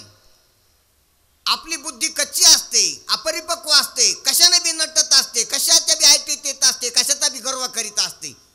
म्हणून जोपर्यंत परिपक्व बुद्धी होत नाही तोपर्यंत सत्कार, मान, विख्याती ही घेऊच नाही. परिपक्व व्हावा की काय फुलं असते, उद्या कचरा होणार आहे फुल. त्याचा मोठेपणा स्टेजवर व्यासपीठावर असतं ते सन्मान म्हणून करायला लागलेत. मी त्या पूज्यतेचा आहे, मी त्या लायकीचा आहे, याच्यामुळे मी मोठा आहे वाटू नाही. आज फुलं आहेत, उद्या कचरा येतो, केरपंजा जाणार आहे, कचरा कोंडीत पाडणार आहे. महत्वाचं इथं ते काही क्षणापुरतं, पण त्यानं मी मोठा नाही आणि हे नसल्यानं मी लहान नाही. मी न मोठा पाहिजे. मी सोन्यानं, पैशानं, घरानं, कपड्यानं, पाठांतरानं, माझं लय ऐकत येत म्हणून, मला लय कार्यक्रम भेटतेत म्हणून, माझे लय फोटो छापून आले, माझे पुतळे छापा व्हा लागलेत म्हणून त्याच्यामुळे नसू नाही. मी न मोठा पाहिजे. आपण आपल्या स्वरूपानं मोठे पाहिजे. स्वरूप सिद्धी झाली पाहिजे. स्वरूपानं असल्याला मोठेपणा आपल्याला लक्षात आला पाहिजे. आणि हा मोठेपणा ज्या दिवशी लक्षात येईल त्या दिवशी आपण आणि देव वेगळे नाहीत. देव झाले अवघे जण, दोष गुण हरपण हे दोष गुण आहेत, माना अपमानाची, सन्मान अपमानाची. म्हणून हे कुठलेच प्रकारचे दोष गुण आपल्यात येऊ नाहीत आणि आपण निष्कंप, निरंजन, निर्द्वंद, निशंक अशा स्थितीला प्राप्त व्हावं. ही समाधी, हाच मोक्ष, हेच तत्वज्ञान आहे, हीच प्रज्ञा आहे. आणि हे साधू संत आपल्याला शिकवितात. आणि म्हणून अशा स्वरूपावर निरंकारिक वृत्तीवर आरूढ होऊन हेच गाणे गा, तुम्ही हेच गाणे गा, हेच सांगा, हेच ऐका, पण हा ऐकण्याचा अहंकार घेऊ नका. एवढ्या आपण विषय कंप्लीट करू की सांगणारे किती आहेत आणि ऐकणारे किती आहेत. वाटत असतं कोण महाराज सांगायला लागले तर कितीतरी लोक ऐकायलेत. ऐकणाऱ्याचे शरीर लय मोठे आहेत, संख्या शरीराची, संख्या मनाची, संख्या कानाची, ऐकणाऱ्याची संख्या नाही. ऐकणारा एक आहे. ह्या सर्व देहाच्या उपकरणातून, उपाधीतून एक ऐकायला लागलाय. आणि सांगणारा एक आहे, हे तर कबूलच आहे. सांगणारे एक आहे आणि ऐकणारे एक. मग ऐकणारे एक आणि सांगणारे एक दोन आहेत का नाहीत? ऐकणाऱ्याचे देह जास्त आहेत, आत्मा एक आहे.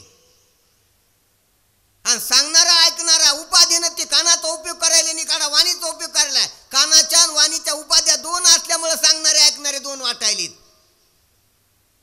ह्या उपाध्या सारा आणि या दोन्ही उपाध्यामध्ये उपाधी माझी गुप्त आणि चैतन्य असे दोन का महाराज? चैतन्य असे सर्वगत दोघात सर्वात एक आहे. ते तत्वज्ञ संत स्वीकारिती. म्हणून ऐकणाऱ्याचा भेद नाही, सांगणाऱ्याचा भेद नाही आणि सांगणाऱ्या ऐकणाऱ्याचा बी भेद नाही. तुका म्हणे कालान कोठे हा भेद देखिला, ते या पंढरीशी घडे खळा पाझर रोकडे. या पंढरीत, या व्यासपीठावर, या साधू संतांच्या सभेत अभेदाचा, अद्वैताचा काला होत असतो. यालाच काला म्हणते, त्यालाच प्रसाद म्हणा. द्वैत गुरु नाही, एक व्हावा. जसं दही आणि लाही एक होणे याला काला म्हणतात. व्यवहारातला काला आहे तो दही भाताचा. भजन करणारा आणि ज्याचं भजन करायला ते दोघं एक होणं हे भक्तिरासाचा काला आहे. आणि गुरु आणि शिष्याचा काला असतो, देवभक्ताचा काला असतो. आणि तसा जीव ब्रह्मैक्याचा काला आहे. जीवाने मी ब्रह्मरूप आहे, अधिष्ठान आहे असं लक्षात घेणं हा जीव ब्रह्मैक्याचा काला आहे. म्हणून अशा प्रकारचे काले, या काल्याचा सुकाळ आहे महाराज इथं या संप्रदायात, या हिवराश्रममध्ये, या विवेकानंदांच्या जन्मोत्सवामध्ये असा सुकाळ व्हावा. घेणे देणे सुखची वरी हो दे या जगा, अशी जी अपेक्षा केलेली माऊलीनं ती आपण पूर्ण करण्याची, आपल्यापुरती तरी पूर्ण करण्याची आपण हिम्मत धरावं आणि साधना करावं. म्हणून अशा रीतीनं आपल्याला भेदच नाही, अभेद लक्षात यावं. अभेद लक्षात येणं तत्वज्ञान आहे. तत्वज्ञान अभेदाचं आहे, तत्वज्ञान अद्वैताचं आहे.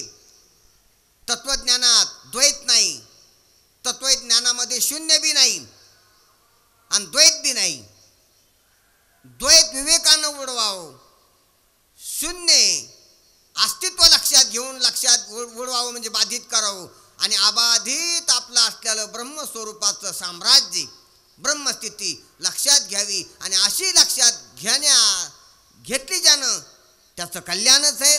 जो घ्या लागला त्यानं ते घेत राहावा आणि पूर्ण त्याला प्राप्त व्हावं. आणि ज्या कोणाला हे बोलणं कळत नसन त्यानं कळून घेण्याचे प्रयत्न करा. निष्ठा राखा, शास्त्र पहा, महात्म्याची संगती करा. आस्तीत महात्म्याचा सुकाळय साधू संतांनी केलेला. याच्याकडे जाण, त्याच्या जो कोणी तुम्हाला योग्य वाटन त्याचे पाय धरा आणि त्याच्याकडून या गोष्टी कळून घ्या. शास्त्राचा आश्रय करा. महात्मा सापडत नाही तोपर्यंत पंचीकरण, विचारसागर, हरिपाठ, ज्ञानेश्वरी, गाथा, भागवत हे दिव्य भव्य ग्रंथ आहेत.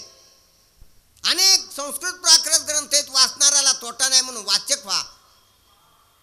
शाळेत जा, वाचा, शिका, व्यवहार बी कळून घ्या आणि परमार्थ बी कळून घ्या. आपण शहाणे व्हा. आपण गाफील राहू नका. व्यवहारात बी परमार्थात बी. काही व्यवहारात गाफील आहेत आणि काही परमार्थात गाफील आहेत. व्यवहारात असा आणि व्यवहारात गाफील नसा, सावध असा. आणि परमार्थात बी राहा आणि नुसता हेंबल्यावानी परमार्थ करू नये कल्पनेचा. सावध होई बापा, उठा, जागे व्हा रे आता. संसारात बी जागं व्हावं आणि परमार्थात बी जागं व्हावं म्हणून स्वामी विवेकानंदाचा संदेश आहे. उठा, जागं व्हा, शिका, शहाणे व्हा, कल्याणाचा मार्ग धरा, सेवा करा. असे काय काय काय संदेश आहे महाराज त्यांची. साधू संतांची विवेकाला किती प्रोत्साहन दिलेले त्यांनी. आपल्या धर्माबद्दल, आपल्या संस्कृतीबद्दल, आपल्या भारताबद्दल किती आदर आहे त्यांचा. आपल्या तत्वज्ञानाबद्दल केवढा गाढा अभ्यास आहे त्यांचा, किती आदर आहे. आपल्या ऋषीमुनीची संस्कृती, ऋषीमुनीचा नावलौकिक वाढण्यासाठी त्यांनी किती देह झिजविला. 7 समुद्रा पलीकडे गेले. ते देशात व्याख्यानं दिली. भारतात बी शहरात व्याख्यानं दिली. किती परधर्मीयाला, परदेशीयाला किती जोडलं त्यांनी. अरे आपल्या माघारी आपला किती महिमा सांगितला त्यांनी अमेरिकेत शिकागोमध्ये. माझा भारत, माझी संस्कृती, माझे ऋषी, माझे शास्त्र, माझी गीता, माझे भारतीय, किती त्यांनी आपला मोठेपणा तिकडे शिकविलाय. म्हणून त्यानं शिकविलाय, त्याचा आदर बी. म्हणून आपण तसे व्हा. आपली महती तिकडे शिकवली ना आपली महती आपल्याला जर कळायला नसली तर मग काय उपयोग आहे. म्हणून आपली महती त्यांनी जी शिकविली ते आपण ध्यानात घ्या. दुसऱ्याला बी सांगण्याचे प्रयत्न करा. हा त्यांचा जन्मोत्सव साजरा केल्यासारखा होईल. बाकी चालूच आहे. शोभायात्रा असते, लेझिम खेळणं असतं, फुगड्या खेळणं असतात, उत्सव असतो, प्रसाद असतो, हे तर आहेच. पण खरं त्यातलं तथ्य आहे की त्यांनी जे सांगितलं ते आपल्याला कळालं पाहिजे. त्याच्यावर आपण जागे असलो पाहिजे. हे बुडातलं तथ्य आहे, बुडातलं रहस्य आहे. बाकीच्या शोभायात्रा आहेत असं ते दुसऱ्याला आकर्षित करण्यासाठी असते, त्याची शोभा वाढवायसाठी. की हे तत्वज्ञानी जे होते हे केवढे मोठे होते हे कळावं, त्याचा उत्सव व्हावा, मोठा उत्सव व्हावा. पण जर आपल्यासाठी आपण त्याचं तत्वज्ञान जागृत नाही ठेवलं, जिवंत नाही ठेवलं, आपल्या बुद्धीत तेवता नाही ठेवला दिवा तो विवेकाचा, तर बाहेरंग किती जरी आपण शोभा केली तर आतून अंधार आहे, आतून अंधार आहे. आतला अंधार जावा, ध्यानात घ्या. आतला अंधार जावा. बाहेरला प्रचाराचा प्रसाराचा खेळ असतो.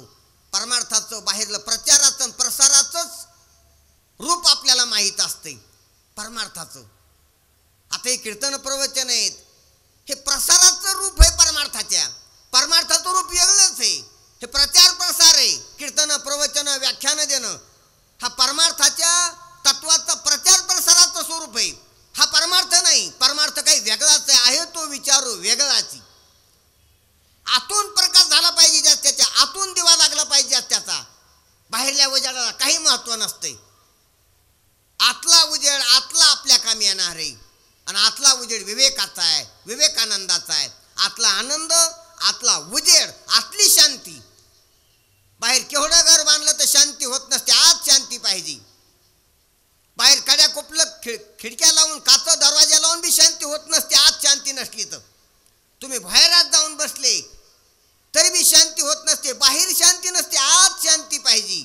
आणि आज जर शांती गवसली सापडली तुम्हाला तर बाजारात बी तुम्ही शांत असू शकता, स्तब्ध असू शकता, समाधीस्थ असू शकता. कालव्यात दांगडूत बाजारात कृष्ण परमात्मा युद्धात गीता सांगतात. काय शांती असेल ध्यानात घ्या.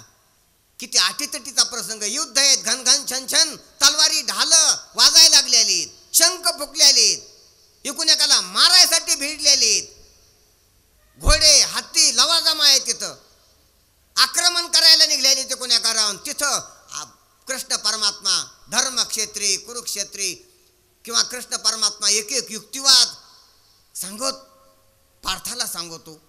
काय शांती असन. आणि पार्थ बी ते तत्वज्ञान अधिकारावर येऊन ऐकतो. अर्जुन काय शांती असन. आपल्याला इथं प्रवचनात विक्षेप होतो महाराज. कोणी बोललं, कुत्रं भुकलं, आवाज कमी झाला, लाईट गेली, इकडे तिकडं पाहिलं, कोणी खोकललं, तर आपली आशा शांती आपली लगन राहत नाही श्रवणाची. आणि त्याची काय शांती असन, काय अधिकार असन. म्हणून आतली शांती सापडावा, आतला उजेड मिळावा आणि आतला आनंद प्राप्त व्हावा. बाहेरल्या देखाव्याला काही उपयोग नाही. असू दे, असा होतो त्याचा बी आस्वाद घ्यावा. बहिरंग आणि अंतरंग दोन्हीचा खाऊ. बहिरंग पाहणं ध्यानात घ्या आणि अंतरंग पाहणं. अरे बाहेर आणि आत काहीच नाही. एक देव आहे, आपण आधीच पाहिला आता क्षेत्रज्ञाच्या विवेकात. एकच देव आहे. म्हणून बाहेर आणि आत एक कळाव. आत हरी बाहेर हरी, हरीने घर कोंडेले. आतन बाहेर काहीच राहू नाही. एकमेवा द्वितीय तत्व आहे असं लक्षात ठेवा. आणि हे तिसरं ज्ञान आहे. दोन ज्ञान आहेत आधी. काही बाहेर देव मानतेत सगुण, काही आत देव मानतेत निर्गुण आत्मा. ध्यानात घ्या. काही म्हणतात आतच देव आहे बाहेर नाही, आणि काही म्हणतात आत काही नाही बाहेर पहा, बाहेर जग आहे. दोन भक्त होते, एक निर्गुण भक्ती करणारा आणि एक सगुण भक्ती करणारा. दोघं बी साधू होते. आपापल्याप्रमाणे ते एक निर्गुण उपासना आणि एक सगुण उपासना करीत होते. एका गावात योगायोगाने एका मंदिरात त्याचा मुक्काम झाला. सहज भेट झाली. ते बी आले आणि हे बी आले एका गावात. संध्याकाळ झाली. जेवण केलं, झोपलं. त्याची व्यवस्था लागली त्या मंदिरात. आणि सकाळी 4 वाजता उठले आणि सगुण भक्ती होती. त्याने काकडा सुरू केला. उठा पांडुरंगा आता दर्शन द्या सकला. आणि निर्गुण भक्त होते आणि आसन लावलं आणि आत्मानुसंधान करायला लागले. आता याला वाटलं हे काऊन आरडायला लागलो, थांबव ना. त्याला हलीलन म्हणलं शांत बसा ना, ध्यान करा ना देवाचं, आत अंतर्मुख व्हा ना. तो म्हणतो काय माकडासारखी बसली तुम्ही भजनाची आहे, इथं टाळ घ्या. तुम्ही हा आनंद लुटा ना भजनाचा. त्यानं काही भजन बंद केलं नाही आणि यानं काही ध्यान बंद करीना. दोघांचे काय लागले आणि दोघांचे कुणाला विक्षेप व्हावा लागला. मग तो सगुण भक्त बाहेर आला आणि पाहतो काय सूर्योदय झाला, काय सोनेरी आकाश दिसायला लागले, काय दवबिंदू चमकायला लागलेत मोत्यासारखे. काय माझ्या ईश्वरानं हे रूप नटले, काय माझा देव ह्या जगाच्या रूपानं नटलाय. असं पाहून भारावून गेला आणि भजन करू लागला बाहेर येऊन बी. आणि आतला आत आत्मानं संधान करू लागला. पण याला वाटलं की माझा मित्र आहे, रात्री आपण जेवलो झोपलो सोबत, हे एकटाच ज्ञान लुटायले, त्याला बी सहभागी करावं. तो ध्यान करायला लागलेला आहे. त्याला जाऊन हलवायला लागलो की अरे बाहेर देव कसा नटलाय पहाय, काय देवाचं रूप आहे, काय शोभा आहे, काय आनंद फैलावलाय पहाय. बाहेर काय सप्तरंग उधळलेत देवानं पहाय, चल बाहेर. त्याला हल आणि तो म्हणतो अरे मी एकरूप झालो, एकनिष्ठ झालो, अंतर्मुख झालो, तुम्हाला का विक्षेप करायला लागला. बाहेर काय नाही मला माहिती आहे, बाहेर खोटं आहे ह्यो म्हणायला. आणि ह्यो म्हणतो आत काय अंधारात बसला तू, अरे बाहेर काय देवानं सुंदर रूप धरलेले पहाय. ध्यानात घ्या. आता बाहेरला आतल्याला म्हणतो बाहेरी, आतला बाहेरल्याला म्हणतो बाहेर काय पाहाला, बहिर्मुक्त खोटी, तू अंतर्मुख आहे आती माझ्यासारखा. दोन्हीतून कोणाचं खरं, बहिर्मुक्ता खरी का अंतर्मुक्ता खरी. अरे दोघं जर तत्वज्ञ असले तर बाहेर जो पाहतो त्याला बी आतलं पाहता येते. आज जेव्हा तो जर तत्वज्ञ असला तर आत राहून बी त्याला बाहेरलं पाहता येते. म्हणून तत्वज्ञ असावं, तत्वज्ञ. आत बाहेर जायचे, बाहेर असले तर बाहेरच राहा, बाहेर आणि आत एकच आहे. आत असले तर आतच राहा, आतन बाहेर एकच आहे. आतल्याला बाहेर जायचं काम नाही, बाहेरल्याला आत जायचं काम नाही. आत बाहेर जायचं काम नाही. जिथं असताना तिथंच राहा. मग तू राहे भलते ठाई, जनी वनी खाटे भोई, सांडी जाणीवेची कळा, होई वृत्तीशी निराळा. तुका म्हणे नभा आणि परता अणूच आहे गाभा. याप्रमाणे देव चौकड आहे, देव आत आहे बाहेर आहे. देव लहान आहे मोठा आहे, देव सर्वांचं स्वरूप आहे, म्हणून जिथं असताना तिथं असा, पण आत्मनिष्ठ ब्रह्मरूप खऱ्या तत्वज्ञानाला प्राप्त व्हा, साधू संतांच्या संदेशाप्रमाणे जीवन जगा आणि त्या निष्ठेला प्राप्त व्हा. आणि असा जो प्रसाद जर आपल्याला मिळाला तर आपलं कल्याण आहे. आपण जिथं असतो, ज्या देहात असतो, झोपडीत असू द्या, बंगल्यात असू द्या, खेड्यात असू द्या, शहरात असू द्या, बाईच्या शरीरात असू द्या, पुरुषाच्या शरीरात असू द्या, अपमानित जीवन असू द्या, सन्मानित जीवन असू द्या, साक्षर असू द्या, निरक्षर असू द्या, काहीच बिघडत नाही. ह्या तत्वज्ञानाला प्राप्त झाल्यावर जसे असताना तसे असा आनंदात राहतो. सर्व गौलनिक गोकुळातल्या सारख्या नव्हत्या. कोणी सोना, कोणी लेकी होत्या, कोणी गरीब, कोणी श्रीमंत होत्या, पण सर्वाला सारखा आनंद कृष्ण परमात्म्याच्या सानिध्यात जसा लाभला तसा स्वामीजींच्या सानिध्यात, रामसुखदाजीच्या सानिध्यात तुम्ही आम्ही आलोत. तर आपण जसे असतो तसे प्रारब्धाप्रमाणे पुरुष स्त्री, गरीब श्रीमंत, शहाणे वेडे म्हणून, सन्मानित अपमानित म्हणून, साक्षर निरक्षर म्हणून, वृद्ध तरुण म्हणून, बालक म्हणून, काय काय आपल्या वेगवेगळे हे उपाध्या असत्या असू द्या, पण स्वामीजींच्या संतांच्या महात्म्यांच्या संगतीत आल्यावर, त्यांचे विचार ऐकल्यावर काहीच कमी जास्त वाटत नसते, काहीच कमी जास्त वाटत नसते. श्रीमंताला श्रीमंती जास्त वाटत नसते, गरिबीला गरिबी कमी वाटत नसते. गरिबी श्रीमंती दोन्ही भ्रांत्या कळत असतात, दोन्ही वरकड पासारा आहे असं कळत असतंय. आणि खरी शांती, खरं अद्वैत, खरा महिमा, खरं वैभव लक्षात येत असते. आणि ते साधू संतांच्या संगती सहज लक्षात येते. म्हणून आणि हे लक्षात येणं म्हणजे क्षेत्रज्ञाचा विवेक होणं. म्हणून क्षेत्र आणि क्षेत्रज्ञाचा पूर्णतः विवेक झाला तर आपल्या बुद्धीतला फॉल्ट जातो, अविचार जातो, भ्रांती जाते, अंधार जाते, अज्ञान निवृत्त होतंय. आणि अशा अज्ञान निवृत्तालाच खरं तत्त्वज्ञान म्हणावं. म्हणून अशा प्रकारचं तत्त्वज्ञान आपल्याला अनेक महात्म्यानं भारतवर्षामध्ये खूप अनादिकालापासून वेदबोधित हे तत्त्वज्ञान अनेक महात्म्यानं समोर आपल्यापर्यंत आणून ठेवलेलं आहे. आपल्यावर उपकार आहेत त्या सर्व साधू संतांची, स्वामीजी सारख्यांची, रामसुखदासजी सारख्यांची, सुखदास महाराजासारख्यांची, तुकोबाराय, ज्ञानोबाराय, नाथराय, शंकराचार्य, व्यास, वशिष्ठ, वाल्मिक, वामदेव, अष्टवक्र आदी काय ना अनेक खेळे होऊन या गेले, वर्णावया वाच्या मज नाही रे. एक महात्मे नाहीत, अनेक महात्मे आहेत. वेगवेगळ्या जातीत, वेगवेगळ्या धर्मात, वेगवेगळ्या पंथात, वेगवेगळ्या भाषेत, वेगवेगळ्या संप्रदायात, वेगवेगळ्या धर्मात, वेगवेगळ्या देशात अवतीर्ण होऊन त्यानं कार्य केलेले. त्या सर्वांच्या कार्याला आपण दंडवत प्रणिपात करावा आणि प्रणिपात करून त्याचा अंगीकार करावा. सर्वात एक कळावं, सर्व धर्मात एक सत्य कळावं, सर्व संप्रदायात एक सत्य कळावं, सर्व जाती पंथात एक सत्य कळावं, सर्व व्यक्तीत एक सत्य कळावं. व्यक्ती निरपेक्ष, धर्म निरपेक्ष, जाती निरपेक्ष, पंथ निरपेक्ष, देश निरपेक्ष, लोक परलोक निरपेक्ष, एक तत्व कळावं, अवस्था निरपेक्ष. काय सांगावं महाराज. मग खरं निरपेक्ष स्थितीला प्राप्त जोपर्यंत आपण होत नाहीत तोपर्यंत खरं कल्याण, खरं समाधान, खरा आनंद आपल्याला उपभोगायला, अनुभवायला भेटत नाही. म्हणून अशा प्रकारच्या खऱ्या अनुभवाला, अशा खऱ्या महात्म्याच्या संगतीत आपण सहभागी होणं हाच खरा उत्सव आहे. हाच उत्सव आहे हो. हा उत्सव ज्याला सापडला नाही त्यासाठी दुसरे उत्सव असतील. हाच खरा उत्सव आहे. हा उत्सवाला काहीच लागत नाही, काहीच लागत नाही. जिथं असताना तिथं उत्सव आहे, आनंद आहे, आनंदाचीच अभिव्यक्ती, आनंदाच्याच उकळ्या येत असतात. अवघेची त्रिलोक्य आनंदाचे आता चरणी जगन्नाथा चित्त ठेली. तुका म्हणे आता आनंदी आनंदू गोविंदे गोविंद विस्तार आला. तुकोबाराय याचंच व्याख्यान करतात की आनंदाच्या डोही आनंद तरंग, आनंदाची अंग आनंदाचे. आणि असाच ज्ञानोबाराय संकल्प करतात, माझ्या जीवीची आवडीन पंढरपुराशी नेन गुढी.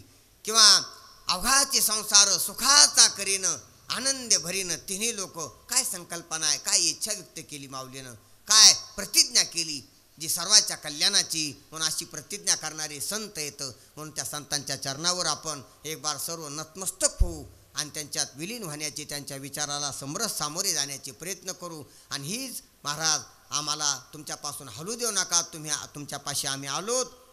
आता आमच्या कल्याणाची जबाबदारी तुमच्यावर आहे. अशा प्रकारचं नम्र होऊन, त्यांचे होऊन, दास होऊन, सेवक होऊन आपण त्यांच्या दंडवत घालावं, चरणाला समरस व्हावा. आणि असं समरस झाल्यावर आपल्याला ते वाया जाऊ देणार नाहीत किंवा आपण वाया जाणार नाहीत आपल्या अशा आचरणानं. म्हणून आपण वाया जाऊ नाहीत, आपलं कल्याणाला प्राप्त व्हावं अशा प्रकारचं आपण हे संताला नमस्कार करण्याचं जीवन जगावं. म्हणून आपण स्वामी विवेकानंदाला, सुखदास महाराजाला साष्टांग प्रणिपात घालून त्यांच्या चरणी ही झालेली सेवा समर्पित करू आणि इथंच थांबू. पुंडलिक वरदा हरिविठ्ठल श्री ज्ञानदेव माऊली ज्ञानेश्वर पंढरीनाथ भगवान गोपाल कृष्ण भगवान की जय. स्वामी विवेकानंद की जय. भारत माता की जय. परम पूज्य स्वामी सुखदास महाराज की जय. ठीक. एकदा महाराजांसाठी जोरदार टाळ्या होऊन जाऊ द्या.